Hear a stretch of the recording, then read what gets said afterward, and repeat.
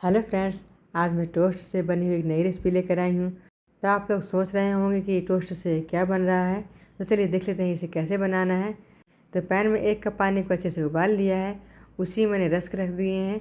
तो जितने रस्क आसानी से बन जाए उतना ही रख देना है। तो लगभग 8 से 10 रस्क मैंने डाल दिया है। और इसी बीच मैंने मखाने की खीर बनाई थी। तो मखाने के साथ ही काजू, बादाम, किशमिश और छुहारे भी डाले थे। तो यही ड्राई फ्रूट्स वाली आधी खीर मैं रस्क के ऊपर डाल दूँगी, जिससे रस्क का टेस्ट बढ़ जाएगा। और जो पैन में मैंने पहले आधा कप पानी डाला था, तो वो पानी रस्क ने अच्छे से एब्जॉर्ब कर लिया है। और जो ये ड्राई फ्रूट्स वाली खीर है, तो खीर का जो दूध है वो भी मैं डाल दूँगी। तो यहाँ पर आप दूध की जगह मिल्क पाउडर का भी इस्तेमाल कर सकते हैं, बट मैंने जो खीर बनाई थी तो बिल्कुल रबड़ी की तरीके से बनी थी। तो दूध पहले अच्छे से गाढ़ा कर लिया था। इसके बाद मैंने सारे ड्राई फ्रूट डाल दिए थे। तो रबड़ी वाली ड्राई फ्रूट्स खीर बनके तैयार हो गई थी। तो वही खीर मैंने यहाँ पर यूज़ की है।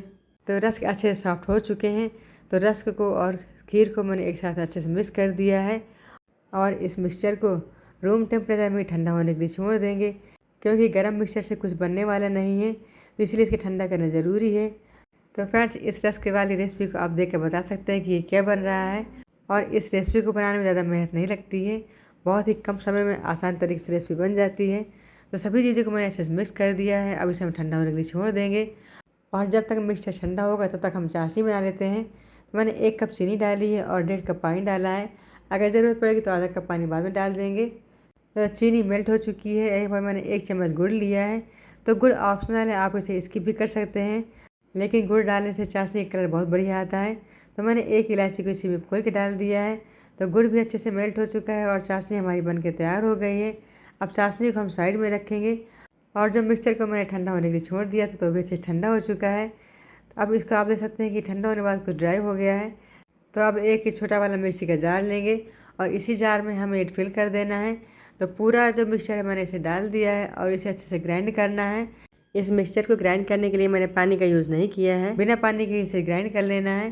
तो मैंने चम्मच से इसको कई बार खोल के चलाया है। इसके बाद ये अच्छे से ग्राइंड हो गया है। तो मिक्सचर का फाइन पेस्ट बन के तैयार हो गया। तो आप देख सकते हैं कि बिल्कुल थिक बना है। मैंने यहाँ पर पानी का यूज़ नहीं किया है, बिना पानी के ही इसे ग्राइंड किया है। तो आप चाहें तो यहाँ पर 2 से 3 चम्मच के बराबर पानी डाल दें, इसके बाद इसे ग्राइंड कर लें। तो पूरा मिक्सचर मैंने एक बाउल में ट्रांसफ़र कर दिया है। और अब इसमें हमें मैदा मिलाना है। तो चाय पीने वाले 1 कप में मैंने 1 कप मैदा लिया है और 1 कप मैदा को मैंने इसे छान लिया। छानने के बाद इसको इसी पेस्ट में डाल देंगे। तो मैदा और पेस्ट दोनों को अच्छे से हमें मिक्स कर लेना है। तो चम्मच से मैंने इसे अच्छे से मिक्स कर लिया है। और मिक्स करने के बाद भी कुछ थोड़ा ढीला दिख रहा है हमको, तो यहाँ पर 2 चम्मच मैदा और डाल लेंगे और इसे भी अच्छे से मिक्स कर लेना है। तो फ्रेंड्स, आप लोग समझ पा रहे होंगे जो मैं बनाने वाली हूँ, तो ये बहुत अच्छी मिठाई बनने वाली है। और यही मिठाई मार्केट में बहुत महंगे दाम में मिलती है। तो रस्क से आप लोग भी इस मिठाई को घर में आसानी से बना सकते हैं। और जो मार्केट में महंगी मिठाई मिलती है तो उसे आप स्किप करें। तो मिक्सचर से बढ़िया सा डो बन के तैयार हो गया है। और डो हमें सॉफ्ट ही रखना है, डो ज़्यादा टाइट ना रखें। तो डो को मैंने साइड में रखा है। जो मैंने चाशनी बनाई थी, तो चाशनी को एक बाउल में ट्रांसफ़र कर लिया है। और सेम कढ़ाई को साफ़ करके दोबारा से यूज़ करेंगे। तो जो मैंने डो बना के रखा था, तो डो अच्छे सॉफ्ट हो चुका है। अब मैंने हाथ में थोड़ा सा तेल लगाया है और तेल लगाने के बाद मैंने छोटा सा पोर्शन इसे तोड़ लिया है।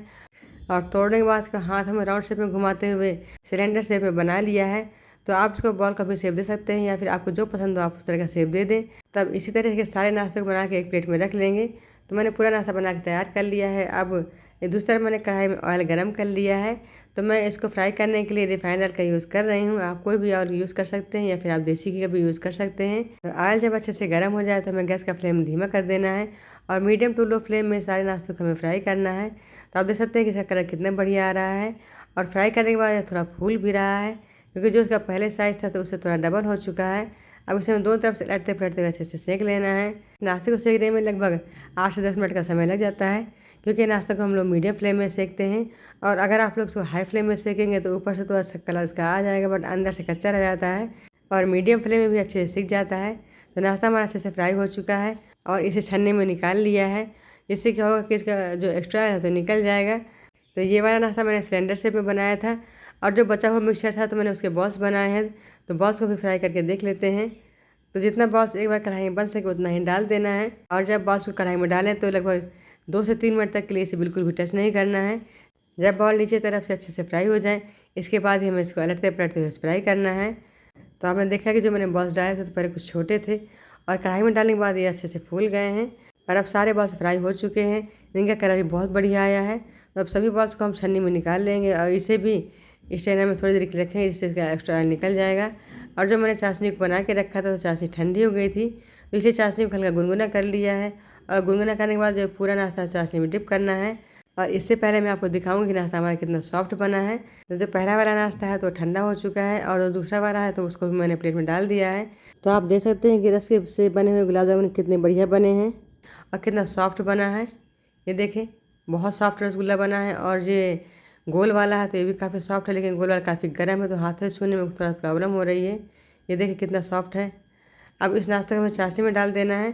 तो जो मैंने चाशनी गुनगुनी की थी तो उसी में पूरा नाश्ता डाल देंगे। तो रस्क से बने हुए पूरे गुलाब जामुन मैंने चाशनी में डाल दिए हैं और चाशनी में डालने के बाद इसे 1 घंटे के लिए रेस्ट पर रखेंगे। 1 घंटे बाद ही यूज़ करना है, इससे अच्छे से फूल जाते हैं। तो बहुत ही बढ़िया से सॉफ्ट, स्पॉन्जी और माउथ मेल्टिंग गुलाब जामुन बन के तैयार हो गए हैं। तो एक गुलाब जामुन आपको उठा के दिखा रहे हैं कितना जूसी बना है। तो आप देख सकते हैं कि कितना जूसी, कितना सॉफ्ट गुलाब जामुन बन के तैयार हो गया है। अब जो लंबा वाला तो इसे भी दिखा रही हूँ। तो फ्रेंड्स, रस्क से बनी हुई है बिल्कुल नई रेसिपी है, इसे आप लोग ज़रूर ट्राई करें। और अगर आपको अच्छी लगे तो आप कमेंट बॉक्स में लिख के प्यार से कमेंट दे दें और वीडियो को लाइक और शेयर करना ना भूलें। अब चलिए हम रसगुल्ले को बॉलिंग करते हैं। तो एक बाउल में मैंने गोल वाले गुलाब जामुन डाले हैं और दूसरे वाले में मैंने लंबे वाले डाले हैं। तो गुलाब जामुन सर्व करने के बाद मैंने इसमें चांदी का वर्क लगाया है। तो ये ऑप्शनल है, आप इसे स्किप भी कर सकते हैं। तो चांदी के वर्क और थोड़ा सा पिस्ता काट के डाल दिया है, जिससे गुलाब जामुन देखने में बहुत ज़्यादा टेस्टी दिख रहा है, बहुत खूबसूरत दिख रहा है। और ऊपर थोड़ी सी चाशनी फिल करेंगे। तो फ्रेंड्स, इस मज़ेदार रेसिपी एक बार ज़रूर ट्राई करें और अपनी फैमिली के साथ एंजॉय करें। और ये जो रस्क से बने हुए गुलाब जामुन है तो बच्चे हमारे सभी को पसंद आते हैं। तो अभी एक गुलाब जामुन मैं आपको काट के दिखाऊंगी कितना सॉफ्ट गुलाब जामुन बन के तैयार हो गया है और अंदर से कितना जूसी, कितना स्पॉन्जी है। तो आप देख सकते हैं कि ये गुलाब जामुन बिल्कुल आसानी से कट रहा है। और इसके अंदर का स्ट्रक्चर भी दिखाऊंगी। तो ये देखिए इसके अंदर कितना सॉफ्ट बना है और कितना जूसी बना है। और सॉफ्ट तो इतना बना है कि हाथ से उठाने में ही टूट रहा है। तो रस्क से बने हुए गुलाब जामुन खाने के लिए रेडी हैं। तो फ्रेंड्स, इसी तरह के नए वीडियो में नहीं, तब तक नमस्कार। Thanks for watching.